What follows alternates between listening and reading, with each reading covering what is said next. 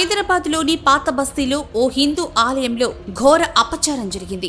టప్పాచబుద్రలోని ఆంజనేయ స్వామి ఆలయ ప్రాంగణంలో ఉన్న శివలింగం వద్ద గుర్తు తెలియని వ్యక్తులు మాంసపు ముద్దలు పడేశారు. బుధవారం ఉదయాన్నే ఈ ఘటన చూసిన భక్తులు ఒక్కసారిగా కంగుతిన్నారు. దీనిపై సమాచారం అందుకున్న పోలీసులు ఆలయానికి చేరుకుని విచారణ చేపట్టారు.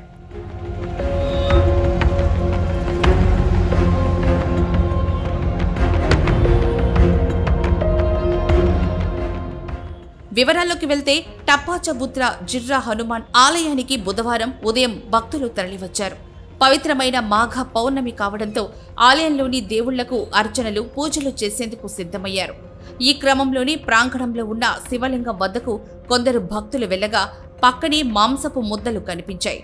దీంతో షాక్ అయిన భక్తులు ఈ విషయాన్ని వెంటనే ఆలయ పూజారి నిర్వాహకులకు తెలిపారు. వారు పోలీసులకు సమాచారం ఇవ్వగా అక్కడికి చేరుకొని ఆరా తీశారు.